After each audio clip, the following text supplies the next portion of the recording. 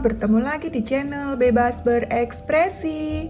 Kali ini kita akan membahas soal ulangan akhir semester 2 untuk muatan bahasa Indonesia kelas 4 SD. Soal ulangan akhir semester ini dibagi menjadi 3 bagian, bagian A, bagian B, dan bagian C. Bagian A soal pilihan ganda, bagian B soal isian, dan bagian C soal uraian. Langsung saja kita ke soal bagian A, yaitu soal pilihan ganda. Soal pertama dan soal ketiga, ini kita akan membaca pengumuman pemenang lomba menggambar dan mewarnai SD Muria. Ini bagian ini untuk menjawab soal nomor 1-3. Pemenang lomba menggambar dan mewarnai SD Muria. Lomba menggambar juara 1 Oslan, juara 2 Bintara, juara 3 Mawar, dan lomba mewarnai juara 1 Indah, juara 2 Nanda, juara 3 Dewi. Kegiatan yang telah diadakan, soal nomor 1. Kegiatan yang telah diadakan menurut pengumuman tersebut adalah A. Lomba mewarnai, B. Lomba menggambar, C. Lomba menggambar dan mewarnai, D. Lomba menulis dan menggambar. Jawabannya adalah C. Lomba menggambar dan mewarnai. Karena di sini tertulis lomba menggambar dan mewarnai. Jadi jawabannya adalah C. Nomor 2. Juara kedua dalam lomba mewarnai diraih oleh juara kedua berarti di sini. Juara kedua lomba mewarnai diraih oleh Nanda. A. Nanda, B. Bintara, C. Dewi, D. Mawar. Ya, jadi jawabannya adalah A. Nanda. Nomor 3. Sasaran pengumuman tersebut adalah A. Seluruh siswa SD Muria, B. Siswa kelas 4 SD Muria, C. Guru dan kepala sekolah SD Muria, D. Pemenang lomba di SD Muria. Jawabannya adalah A. Seluruh siswa SD Muria. Nomor 4. Penulisan tempat dan tanggal pembuatan pengumuman yang tepat adalah A. Sorong titik 2 6 Mei 2020, B. Sorong, 6 Mei 2020, C. Sorong titik koma 6 Mei 2020, D. Sorong titik 6 Mei 2020. Jawabannya adalah B. Penulisannya adalah sorong, 6 Mei 2020. Jawabannya adalah B. Nomor 5. Yang terhormat Ibu Rahmasari di Semarang. Bagian surat tersebut adalah A. Alamat yang dituju, B. Nama pengirim, C. Nama kantor, D. Alamat pembuatan surat. Ya, jawabannya ini adalah A. Alamat yang dituju. Nomor 6. Rina adalah anak yang rajin. Tuti adalah anak yang malas. Kalimat penghubung yang tepat untuk dua kalimat di atas adalah A. Meskipun, B. Dan, C. Sehingga, D. Sedangkan. Ya, jawabannya adalah D. Rina adalah anak yang rajin, sedangkan Tuti adalah anak yang malas. Jawabannya adalah D.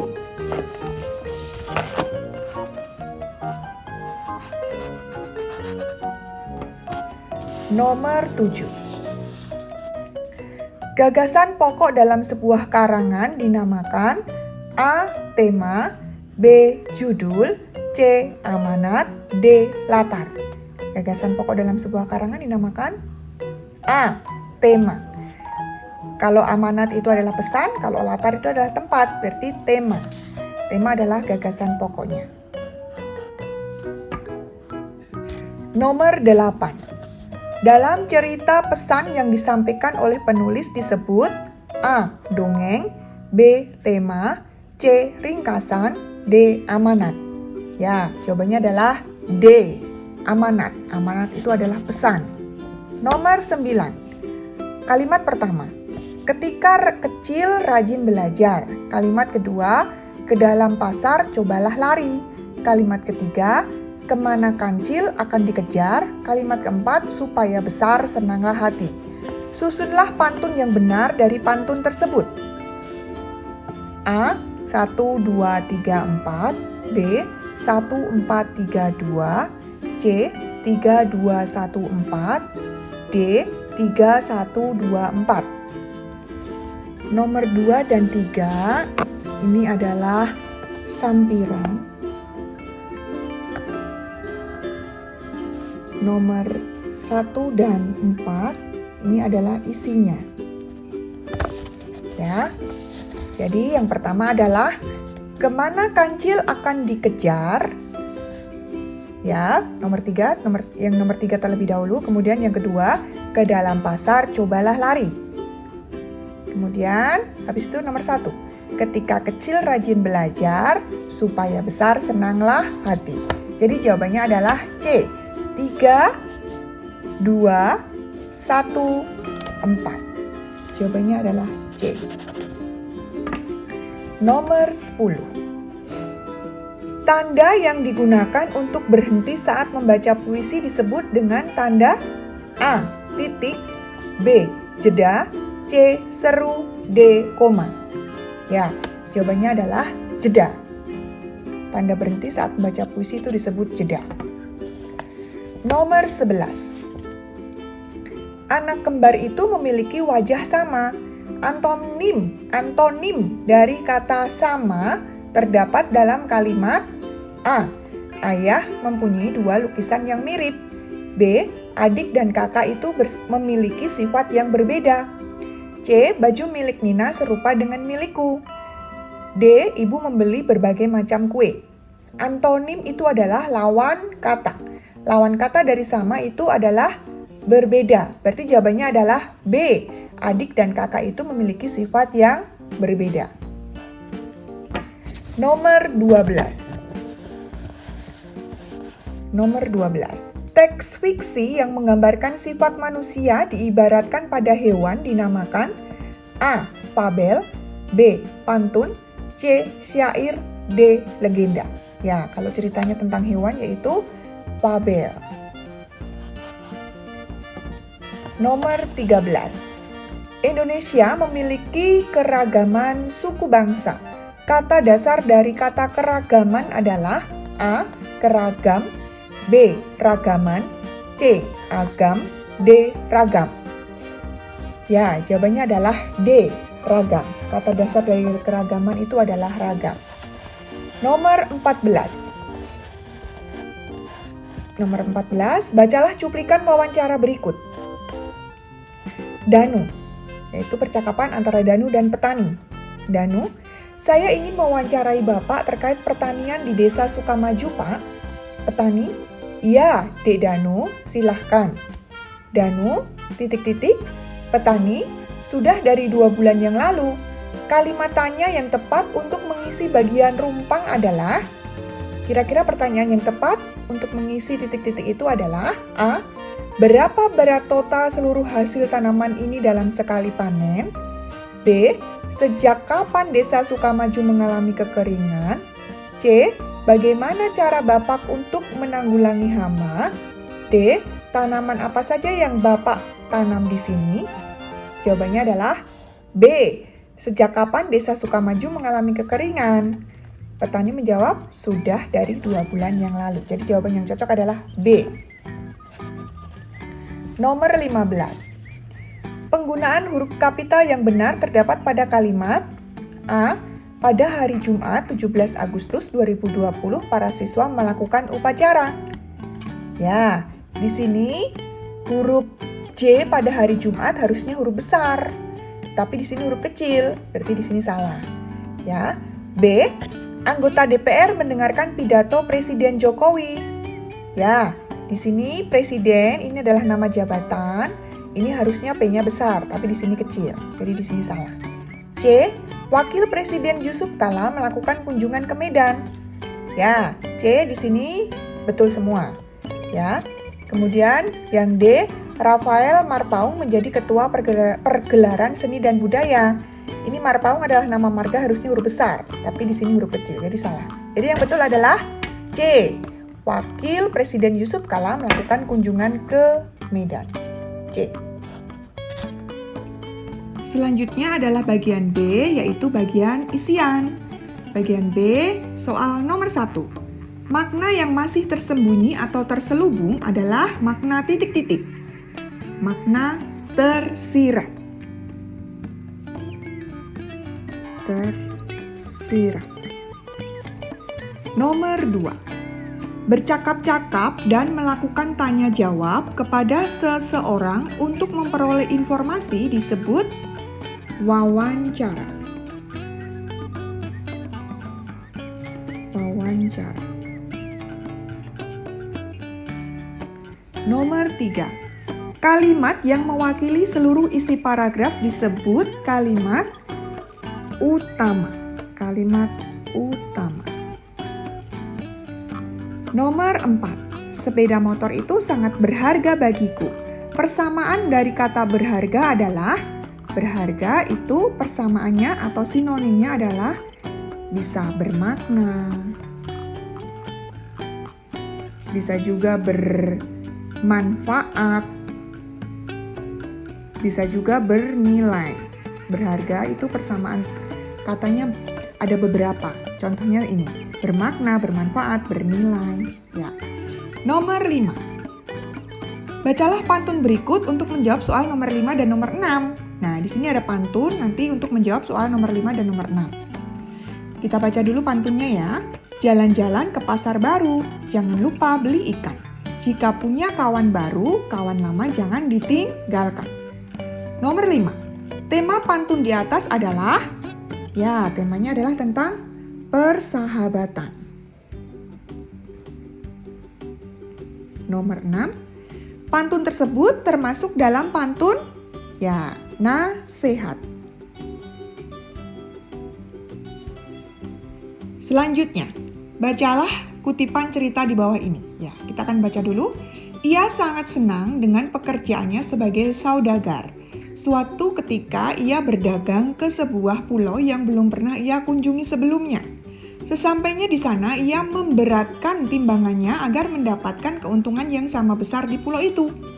Berdasarkan kutipan tersebut, saudagar merupakan tokoh, ya, karena dia tokoh jahat, makanya disebut dengan tokoh antagonis.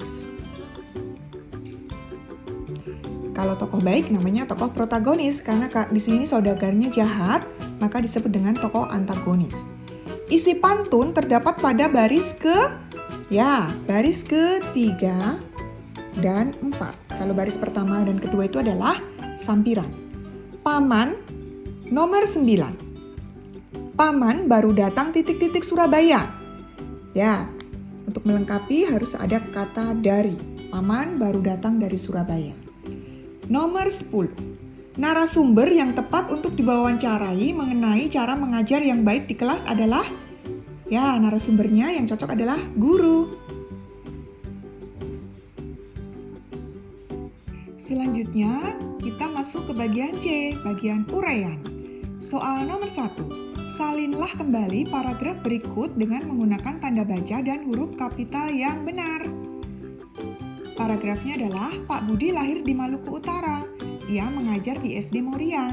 Ia sangat mencintai anak-anak dan dunia pendidikan. Berarti yang huruf besar adalah nih, Pak Budi. Pak Budi di sini huruf besar. P, Budi, B-nya huruf besar. Kemudian M, Malukunya huruf besar. Kemudian utaranya juga huruf besar. Kemudian S, D huruf besar, M di Moria huruf besar. Ya, itu saja yang huruf besar, ya. Jadi P pada Pak, ini karena awal kalimat harus huruf besar. B pada Budi, ini huruf besar karena nama orang. Kemudian Maluku Utara, M-nya huruf besar, U-nya huruf besar karena nama tempat. Dan S, D ini huruf besar, dan Moria, M pada Moria juga huruf besar karena nama tempat juga.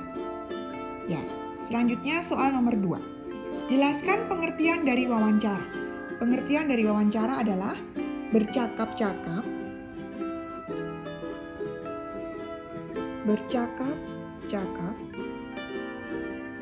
dan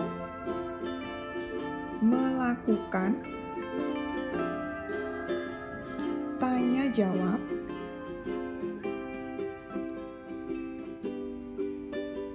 kepada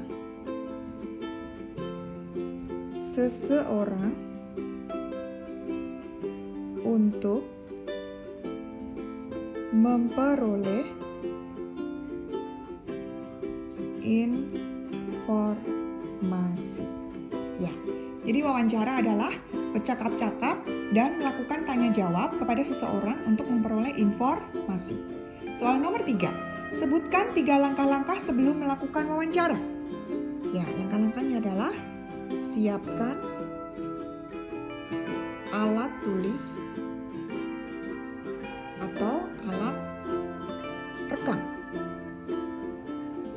Yang kedua, siapkan pertanyaan. Yang ketiga, tentukan